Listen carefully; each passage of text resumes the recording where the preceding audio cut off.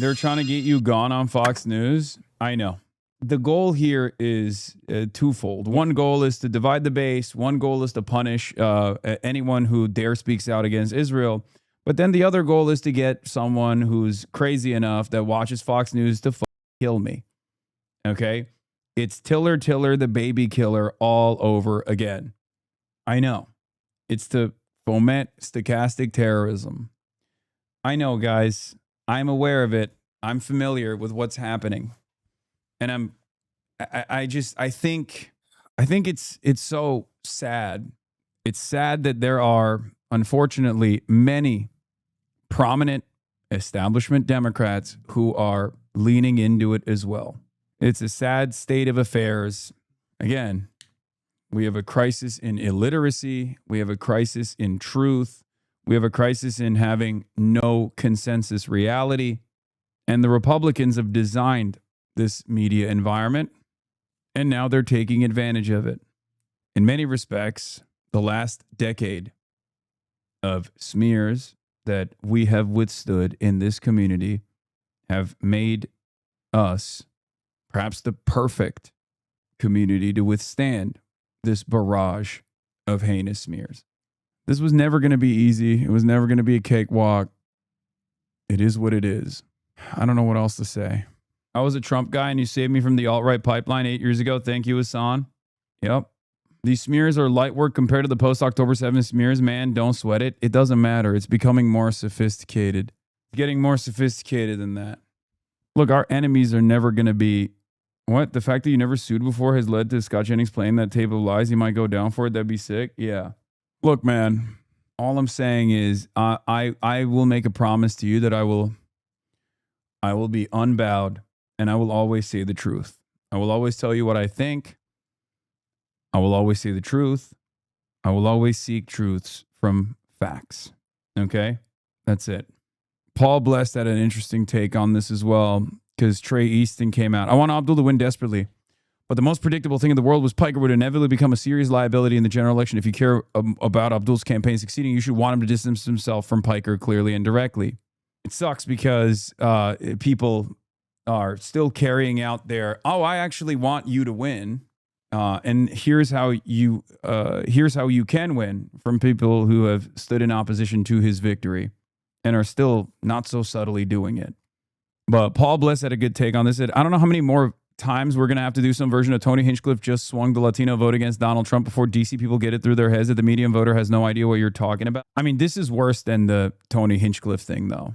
Democrats have spent months smearing Hasan Piker without a context clip, spending the vast sums of money to make him toxic, and now lament that he may be a liability. So was Zoran also wrong in distancing himself? Piker's an internet provocateur. His bread and butter is saying things that provoke. I'm not knocking the game, but the choice to elevate and embrace him was not the establishment or centrist. I wish folks would stop being obtuse about this.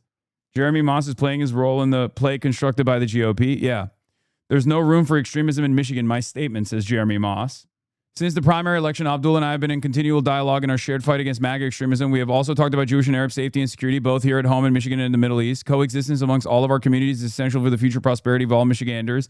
These important conversations do not fit neatly in the confines of a tweet or a reel like so many want them to. I'm grateful that Abdul and I are having them. There's still work ahead. I just don't understand. Like he's just still refusing to endorse Abdul al-Sayed. There's still work ahead to unite our ticket despite our differences. It won't happen overnight, nor should it. It will require continuing outreach that is credible and authentic, but provocateurs are exploiting this moment to create further divisions. I will not be lectured by a California podcaster about what Oakland County, Michigan's Jewish community should and shouldn't believe, and we certainly won't be gaslit that we're responsible for anti-Semitic harm against us. The attempted murder of Jewish children in the West Bloomfield has no justification. I've never justified it. Oh my God. It's literally... I like that every single new statement adds on a different thing. You know what I mean? Like by the end of this media cycle, they're just going to be like, Hasan did 9/11. And if you don't believe that, if you don't agree with that, you're anti-Semitic. You know what I mean? It's unbelievable. It's unbelievable. Stop saying sue, sue, sue. I can't sue every single person, okay? I mean, it's not unbelievable. It makes sense. You become a prominent threat to AIPAC, you become a prominent threat to Israel's ambitions in American politics. Yes, people are going to aggressively prosecute that. People are going to aggressively attack you. Remember, you got people like my now husband into this community almost a decade ago. He introduced me to your content when we first met in 2020. Now that we're married, we've been able to bring in my parents as fan of yours, and they're coming up on Coming up to speed on socials, policies, and media literacy. Your work is reaching us. Yeah. Yeah. No disrespect. You have to put out your own press releases. No disrespect, but a tweet isn't enough to combat this shit. A media-ready response has to be made to boost smears like this happen. Guys, I don't think you understand. I'm a media platform. The statements that I'm releasing on here are press releases. Okay. And also, you have no idea what I'm doing behind the scenes as far as like responding to journalists and shit like that. You also don't recognize that there are a lot of outlets that are deliberately refusing to show my side of things and speak over what I'm saying, bastardizing the message deliberately by design. And that's what the problem is. You think, I love that you guys are trying to offer constructive feedback and criticism because you think like there's a better way to do things and I haven't recognized it. But I promise you, one, I'm a media demon. Two, I have extensive relationships with journalists in virtually every newsroom in this goddamn country. Okay. And there's still a level of editorial control that overcomes those personal relationships. That's number one. And number two, there is a very deliberate attempt here. There's a very deliberate, very coordinated, very sophisticated attempt to engage in one of the most comprehensive smear campaigns I've ever interpreted, looked at, covered as a person who does media criticism as a part of his job for the last 13 years. I can't think of another close comparison to this. I'm going to be honest. Hasan Piker is not the reason there's a Democrats for Mike Rogers account or that Rogers is spending a ton of time in traditionally solid Democratic areas Stevens won. He would be running almost the exact same campaign if his opponent was Keith Ellison or Andre Carson. Yeah. And it's so funny because people almost like lose sight of how Republicans operate for some strange reason. Like, this is how they work. This is what they're doing to me is exactly what they're doing to Abdul regardless. And what they would continue doing to Abdul regardless. That Brian Griffin account literally just admitting it. I created a news cycle. Yeah, great. This is who they're getting their notes from. Democratic Party leaders and big names have spent more time over the past few weeks joining Fox and obsessively attacking a Twitch streamer than actually attacking Republicans, e.g. Mike Rogers' allies have hosted insurrectionist and Islamophobe Jake Lang any condemnations. Like, I think for the most part, they're trying to isolate big Zionist donors and big, like the sophisticated smear operation. They don't want to have it come after them in some ways, but it just doesn't matter.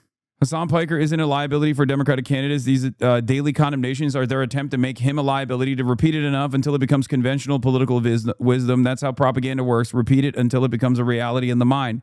It is what it is, boys. It is what it fucking is. No matter what, you know? This is how it works. Yeah, Mike Rogers, meanwhile, is attending 3 APAC-hosted fundraisers in Los Angeles on Sunday, and another one is planned today. We'll keep pushing. We'll push through it. And you also have an important role in this as well. I am nothing without my community. I'm nothing without you guys. You guys can correct the record, and I hope you will continue doing so. Mike Rogers was just found pictured with their anti-Semitic Groyper on his campaign team who called for Jews to be deported to North Korea, celebrated the assassination of MLK, and said women do not belong in politics.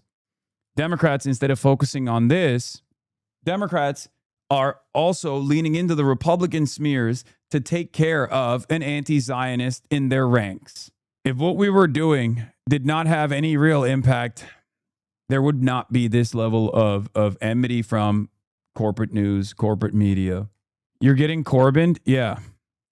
But the Corbyn situation happened in a very different media environment, a very different political environment, and in a very different country. Okay? That's the difference. I think your CNN piece hit a main nerve because of the consolidated media attack. Yeah.